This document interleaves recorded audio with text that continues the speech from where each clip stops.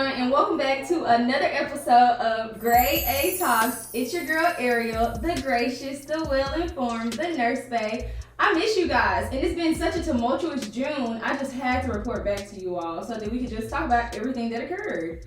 It was absolute chaos.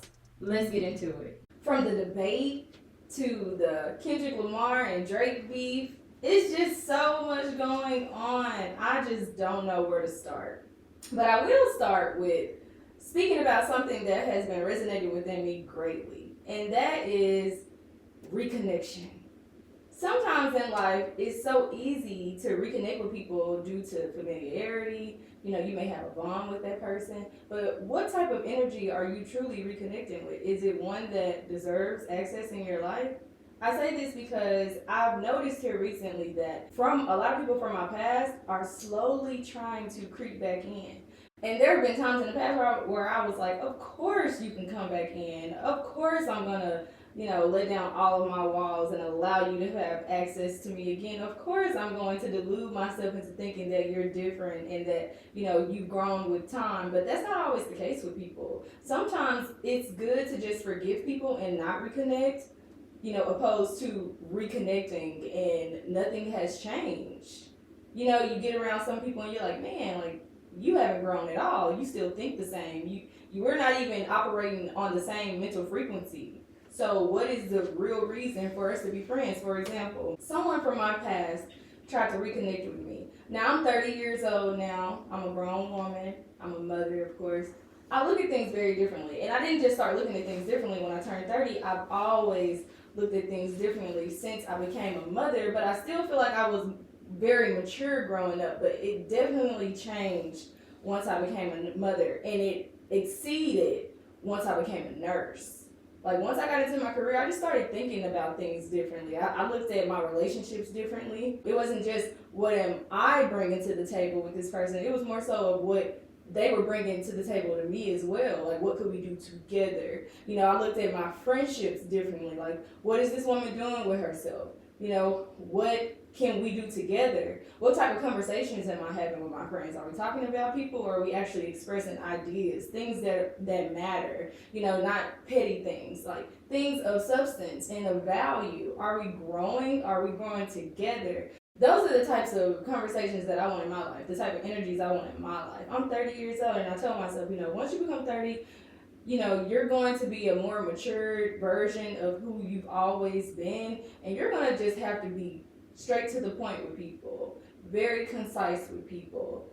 Don't allow them any room to play with you. And I'm at the point now where, and another reason why I'm adamantly preaching to you all to stop reconnecting with energies that do not benefit your life, is because there are so many spiritual vampires out here, people who absolutely drain you. Think about the people that call you and you're having a great day, and the conversation on the phone with them just completely depletes your energy. Get away from those people. Reconnection is not always a good thing. Everybody can't be like Ashanti and Nelly. That was the best spin the block story I've ever seen. That doesn't happen that often. Go with your mind, not your emotions. Think logically, especially my women out there. Let's start thinking logically opposed to emotional, because emotional gets you nowhere. Emotional gets you depressed. Emotional gets you gaining weight, losing hair, etc., etc. We don't need them issues. Same frequency that I was in my 20s. I can't just have that blindfold over my eyes. I can't, allow my thoughts and my, hopes for potentiality in a person to cloud my judgment and to ignore their reality. It's important. Stop reconnecting with people who don't need to be in your life. It's that simple. Don't do it. We're on the journey of life, and we're going to live our best lives. So don't reconnect with anyone who did not provide good vibes to you while they were in your life. Stop doing that. You have no reason. You're not obligated to have any of these people in your life. I tell people the only people I'm obligated to deal with are my children. Period. Those are the only people in my life that I absolutely have to deal with. There is no, I don't want to deal with you today. I can't do that. I'm a mother. I have to deal with my kids. So that's why they're top priorities in my life. You have to prioritize people in your life. And everyone can't make the cut. Furthermore, women, stop dealing with men who done disrespected you numerous times. He's not going to start respecting you. Just because you posted a picture and you look good, stop thirst trap. Nobody cares. You would rather be with a man who cherished you and valued you than someone who just approached you on a physical level just because you're attractive. That doesn't matter. That doesn't hold any merit at all. Stop reconnecting with people who don't deserve you. Same goes for you, man. Your homeboys, your circles, your environments. If these people always tend to get you in some type of trouble, whether it be legal or even with your woman or with your family, they're not worth it. Stop reconnecting with negative, vampire, draining energies. They're literally sucking the blood out of you.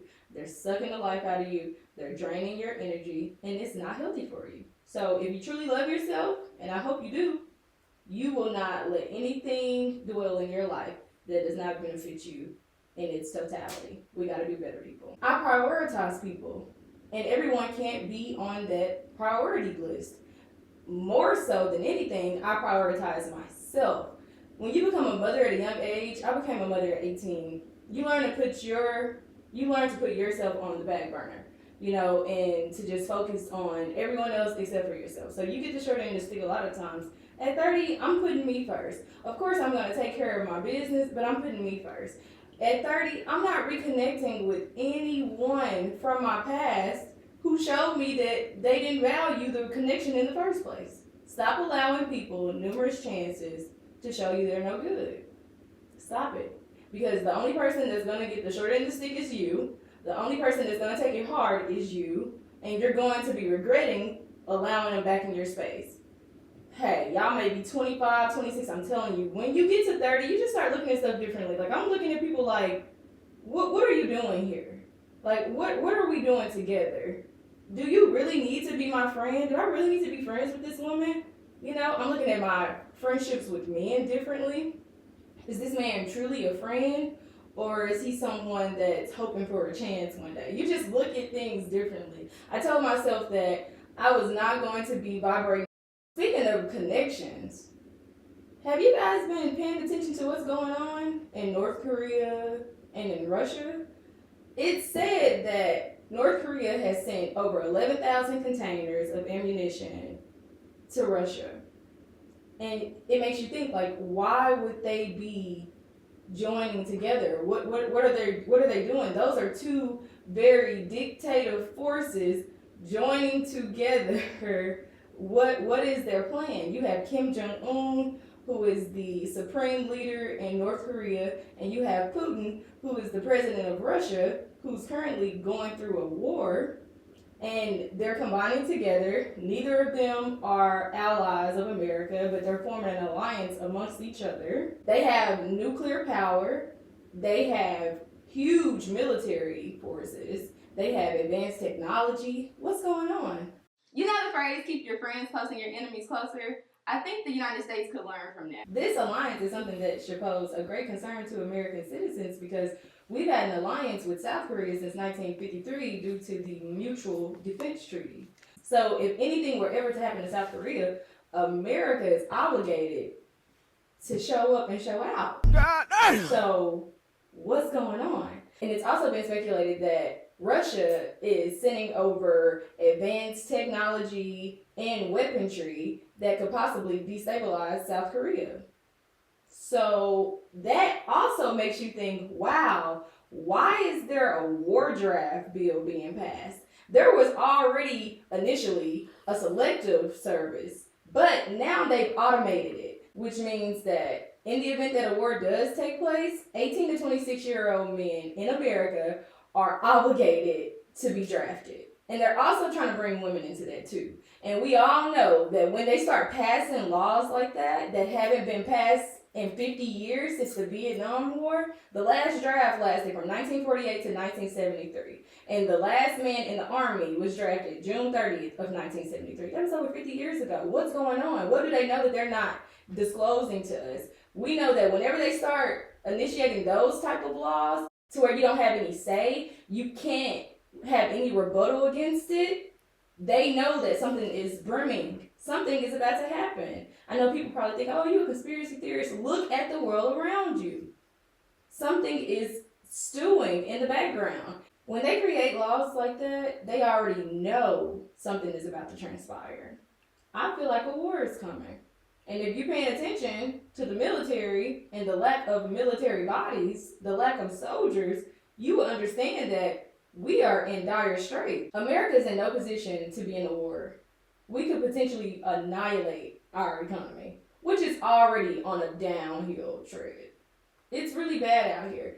It's tumultuous. I really can't believe that we're even in this position that we're in. I'm in I'm in complete distress.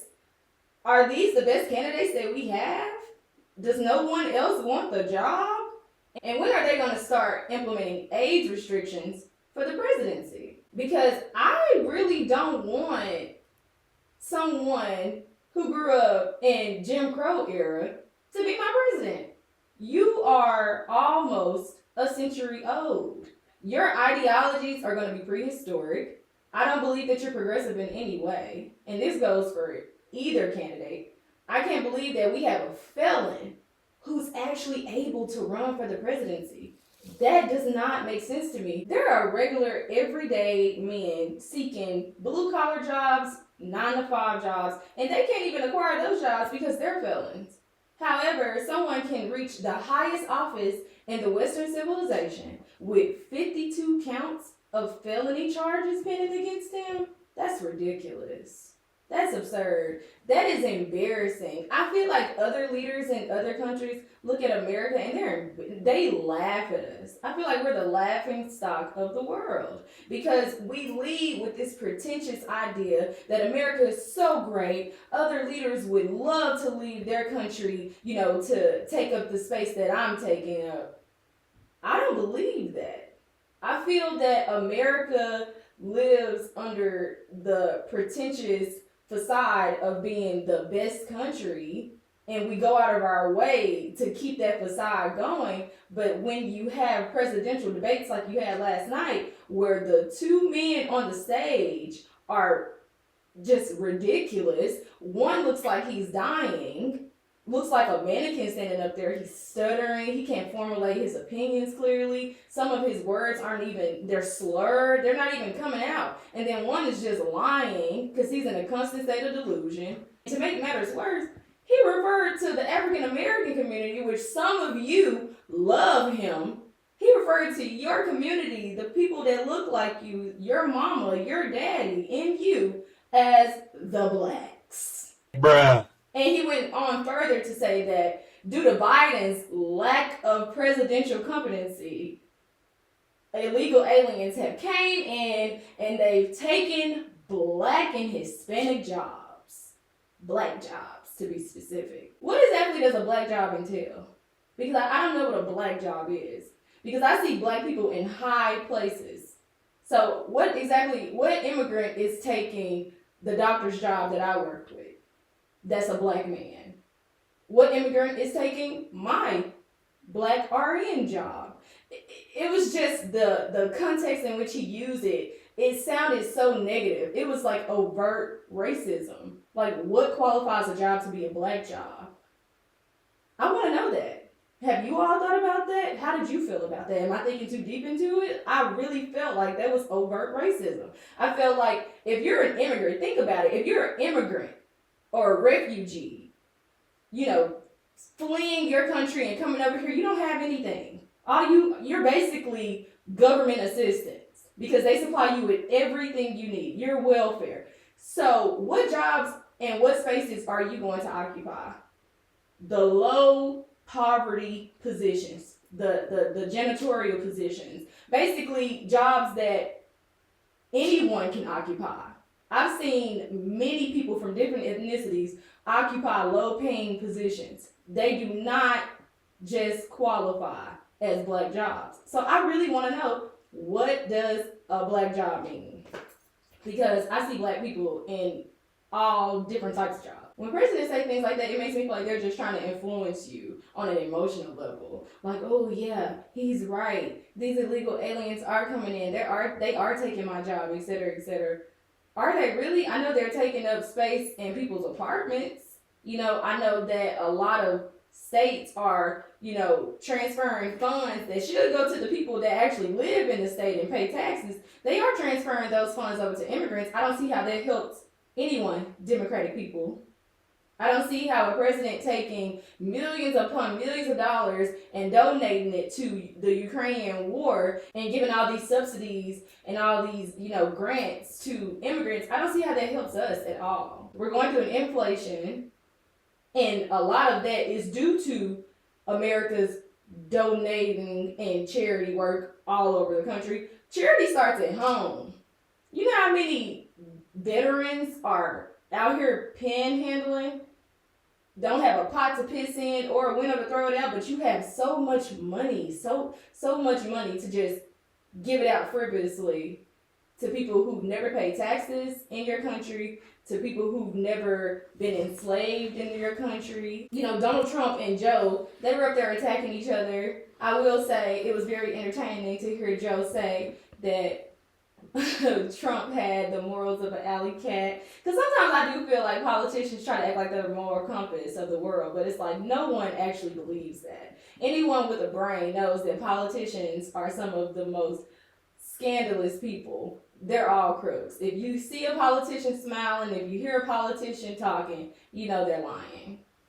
Period, point blank. They're going to say whatever they have to say to get your vote. And I'm going to tell you something else, black people. The reason why Joe Biden set off to do the immigration reforming, where he was going to be helping the refugees resettle, where he was going to be reversing, Donald Trump's remain in Mexico policies, where he was going to be strengthening the border security. That they're trying to replace us. Why do you think they're putting all of the immigrants into the inner cities that are primarily populated by black people? It's genocide. The interviewers asked the president and former president numerous questions that Americans want to know. What is your position on abortion? What is your position on inflation, the state of the economy? And what tactics do you plan to implement so that we can resolve these issues for American people, so that we can live in a world that doesn't feel like we're struggling, even though we're working the same, we have homes, it's so expensive to live. What are you going to do to provide solutions for the people that you want to vote for you? What are you going to do? So they asked Joe Biden about Roe versus Wade, which was a 1973 Supreme Court case that circled around the constitutionality of criminalizing women for seeking abortions. The Supreme Court ruled in a 7-2 decision that the right to privacy under the Due Process Clause of the 14th Amendment is extended to women's rights to have an abortion. Joe Biden said that he was going to reinstate Roe versus Wade. He feels like women should have a right to their bodies. He doesn't feel like the forefathers wanted men to dictate women's bodies and et cetera, which I don't believe, because when the forefathers were here, women weren't respected.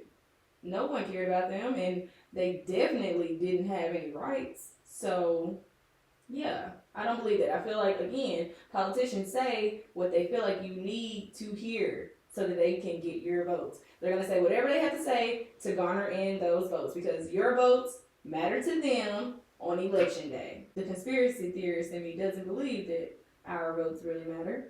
I feel like they're going to put whoever they want to put into office. But I will say, I do feel, and I'm very vocal about this, I do feel that if Donald Trump does not win the presidency, it's going to be a Capitol riot January 6th all over again. I feel like these Donald Trump supporters are going to go crazy. I feel like everyone should protect themselves. All able-bodied people should be bearing arms. And not only should you bear arms, black men, you need to train yourself so that your shot is accurate, because things are getting crazy out here and they're only going to get worse. And I'm not trying to incite a riot out of my community. However, I am telling you, with the surge of mass shootings, what's been going on here in Arkansas, the Fordyce mass shooting, which I'm definitely going to talk about later on in the podcast. It is imperative that you are protecting yourself. Get your protection, get your guns. You have a right to bear arms, unless you have any, legalities that don't allow you to. But again, all able-bodied African American people, you need to make sure that you're able to protect yourself by any means necessary. Because if Donald Trump does not win, it's going to be a Capitol riot all over again. It's very apparent. I can feel the tension. Whenever election time comes up, you already know how that goes. You need to make sure that you're staying very vigilant. You're able to differentiate the smoke from the mirrors because it's about to get wild out here. I truly feel that. When Donald Trump was asked the same question about his position on abortion, the man he always blames, he always finds a way to divert the blame. He cannot be held accountable. You will not hear him apologize or anything of that sort. Very egotistical person. He said that the people that he put in Supreme Court were the ones who overturned Roe versus Wade. Not that he himself believes that a woman should not have a right to, determine her body, where her body goes through. A woman, doesn't have a right to determine if she's going to be pro-life or against the life. He said that he believes that there are exceptions. Okay, I believe that there are exceptions to every rule. However, if these are the people that you appointed to be in Supreme Court, that means that they shared the same ideologies that you did, which is why he went on to say that everyone's been trying to overturn Roe versus Wade, again, trying to project, get that blame off of him. He cannot be accountable. Bottom line is, people, and this is from someone who sees the smoke from the mirrors, the reason why Roe versus Wade was overturned had nothing to do with America loving your babies. We know America doesn't really love babies like that because after the baby born, does America really take care of them? Hell, when black women having babies in the hospitals these days, you have a high chance of dying, more so than any other race of women. But America cares about your babies? The reason why Roe versus Wade was overturned, the reason why so many people have been wanting Roe versus Wade to be overturned is primarily because if you look at statistics, white deaths outnumber white births, which means that on a global scale, and I know a lot of people like to contend that the numbers are misleading. I don't believe that at all. I feel like the numbers are very accurate, and I feel like a lot of it is very biblical. White people are not having babies on the same level as African American or Hispanic women. This can be statistically checked. So the government, being the government, white privilege, white supremacy, it has to continue. If you're not going to have these babies, if you're going to be getting abortions and decreasing our numbers to the point where the U.S. Census and Statistics projects that by 2050, the white population will be so depleted that Hispanics and potentially black people will outnumber them. I'm the type of person, whenever I'm presented with information, I take it in and then I conduct my own research, and I'm an individual thinker, so I break it down to where it makes sense for me. I just know that things are not as surface level as they seem. Whenever we're presented with information, there's a deeper meaning behind it. Whenever we're presented with the war draft, there's a deeper meaning behind it. They know things, and they're trying to prevent things that they don't necessarily want us to know the truth about it in its totality. So like I always say, make sure you're staying vigilant, make sure you're staying aware, because they're playing in our faces. And when I say black people need to stop being on social media talking about Joe Biden looked like he in a coma. I don't care if Joe Biden was in hospice. I'm voting for him over Trump. That is the most ignorant stance I've ever heard. Honestly, black people, if we want to keep it a buck, Democratic Party, Republican Party, they don't care about you. The only way for black people to implement change in our community is for us to create a unanimous decision. We need to be voting in unison. We need to go to politicians and say, hey, we have so many thousands upon thousands, and if we got to the Marcus Garvey type of, influence, millions upon millions of African American votes, these are our demands. What do you want to do? You are greater in numbers than you will ever be divided. Ever be. We've had prominent figures telling us this for hundreds of years. When are we going to wake up? If you were asleep for the first 5 months of this year, I know you hella woke now. Because that debate, not only was it hilarious, it was so embarrassing, guys. I cannot believe that these are the only candidates we have at our disposal. Is this a good representation of America? The body is only as strong as the head. And them two heads on that stage look sick, old, decrepit. Like, they just don't look like they're in a position to lead us. One is a warmonger, and he's not transparent. He doesn't even have the decency to condemn the people who stormed the Capitol. Come on now, people. We know better. Trump does not care about black people. Democrats do not care about black people. If anything, the Democratic Party, through black people's struggles, have created laws that we thought were for black people, but they put it under the shield of people of color or minorities. They group us into these terms, these titles, and then instead of transferring rights to us, our rights get transferred to other people. Look at the civil rights movement. All the hell black people done went through, we have no rights protecting us. They transferred that over to Jews and other people during the civil rights movement. And we were in close connection to Jews. And all of our struggles helped benefit another ethnicity of people. That didn't help us at all. The George Floyd riots. We let other groups of people, races of people, penetrate our movement and then conflate their issues with our issues to the point where now no one gives a damn about our issues. But even if the world doesn't care about our issues, we have to care, because our issues, we have to deal with them every day. Our children are going to have to deal with our lack of revolutionary planning for our people. Our children are going to deal with that. If we allow other people to dictate our lives, if we allow other people to just continuously ignore us, ignore our struggles, ignore our cries out for help, what foundation are we setting for our children, for our grandchildren? Nothing. We just seem like meek, docile people who don't give a damn, who look for a white savior, and there are none here. We have to save ourselves. We have to save ourselves.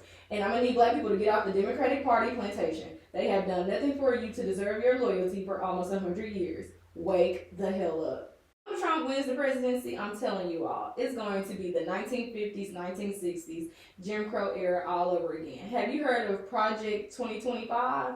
It's an extreme right-wing program where they're trying to make everything extremely conservative, and they have 180 days to implement these tactics. They're going to try to transform the government as we know it, and they're going to implement Donald Trump's vision of what the government should be within those 180 days. This shit is scary.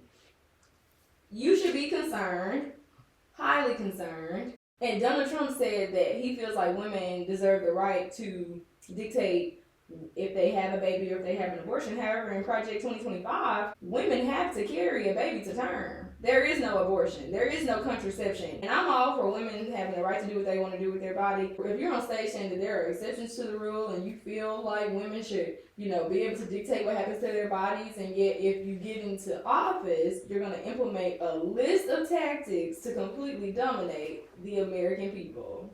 You're not going to have any wiggle room to do much of anything. It's going to be very conservative. It's going to be like a dictatorship in a sense. And another thing, when it comes to Joe Biden, he was talking about, police immunity and gun reform and et cetera, et cetera. They're going to talk about all these things. You've been in office for 4 years and you've done little to nothing about police immunity or gun reform. Little to nothing. You're literally doing what you did on your first term when you said, if you don't vote for me, you ain't black. And then you proceeded to not do nothing for black people. It's like, when are we going to wake up? They're going to say whatever they have to say to get your votes. And then as soon as they get your votes, they'll be like, thank you, peace out. See ya. Wouldn't want to be ya. The blacks. We have to get it together. We have to start thinking in unison. We have to start actually holding these people accountable, demanding them to be transparent with us, and holding them accountable, because they determine a lot of the qualities within your life. They determine it. It doesn't matter how much money you're making if it's so expensive to live. It doesn't matter how much money you make if the healthcare and technology sources are incompetent, to the point where black women are dying at a fast rate when it comes to childbirth. It's scary out here. And black people, we really need to start looking at issues in America that are prevalent within our society, that are prevalent within our community, because that's the only way we're going to start being able to implement our own systems and tactics to dissociate ourselves completely from that, because I'm telling you guys, it's only going to get worse. We are definitely about to see some things we never seen before. We're about to be exposed to things we never even thought would occur. And we're going to have to actually be willing to make changes in our lives that can benefit our children's lives and their children's lives. Because if you are not paying attention to what is going around in the world, the stuff that really matters, you lost. And when it hits you, it's going to hit you hard. We really need to get together, Black people. Bigger in numbers, stronger in numbers. It is about to get real out here, and I am so scared. I feel like we are not ready. I feel like we say it's a Black community, but I don't feel like we have much communion. Common unity. I don't see that with us. We have to get better, because if you can't tell from the debates, if you can't tell from just your life and experience and just taking a big look at the bigger picture, America doesn't really care about Black people. It really doesn't. So Black people are going to have to care about Black people. And we have to get our shit together, because no one's going to initiate us getting our shit together, because they benefit from us not having our shit together. So all my Democratic plantations, slave Black people, you don't even know why you voting for that man. You just don't like Trump. And it's so many other candidates. It's other candidates. Look at the independent party. Someone who's an independent thinker. Someone who's not going to carry out the agendas from the extreme right or the extreme leftist. We have to start understanding the ramifications behind our decisions. We have to. I've seen for so many years, Black people just go up to the polls and vote for somebody because you liked what he said.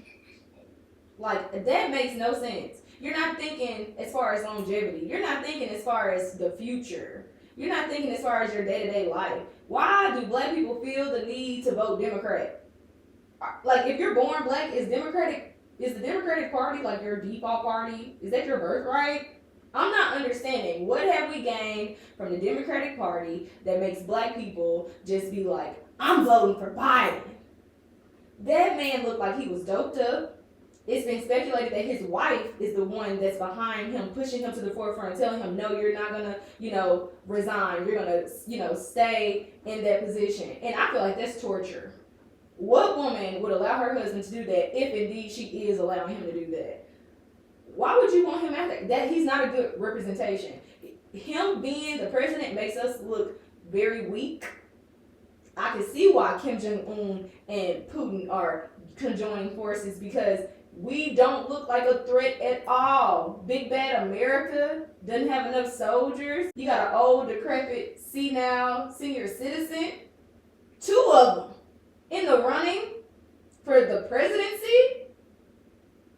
And one is completely unhinged. And one look casket sharp. Bruh. I feel so bad for Joe Biden.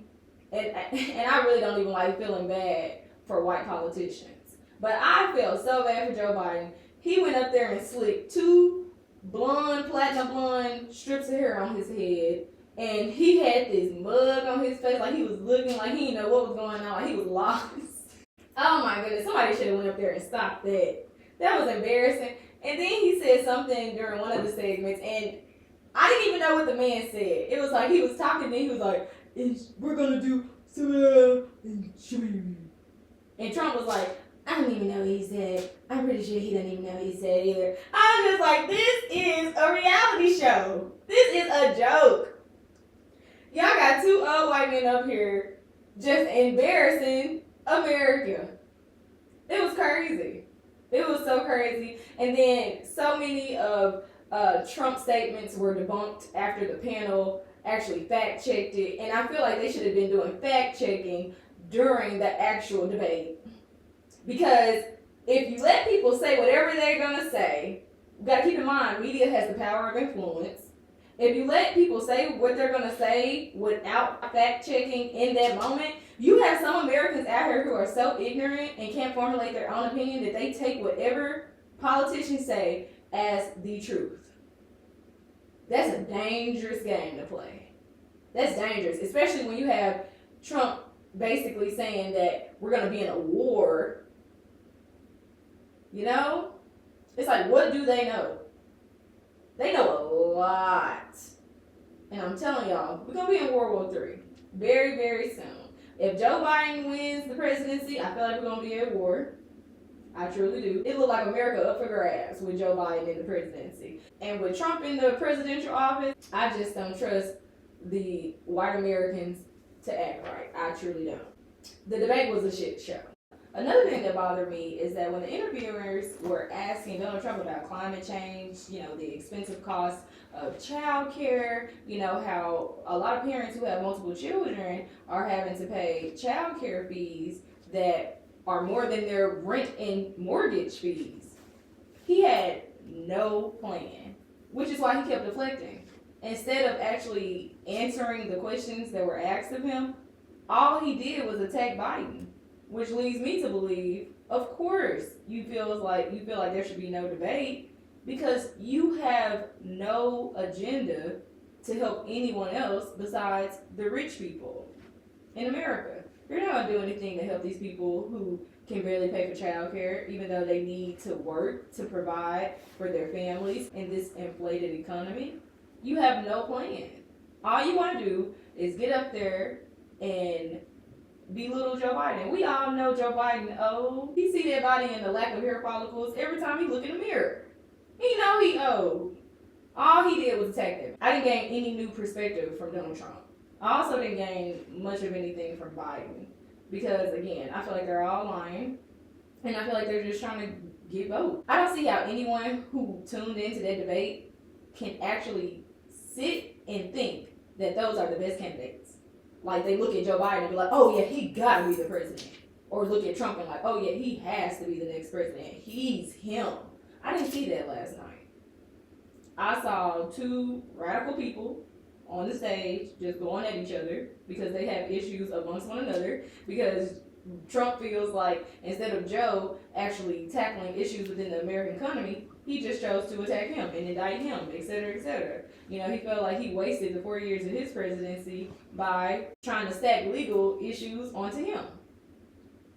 I don't know, people. I don't know. I just feel like the debate was a waste of time. I look forward to seeing what they'll say next time, but I really don't feel like it'll be anything that's groundbreaking. I feel like we saw the best that there was to see, and it wasn't good at all.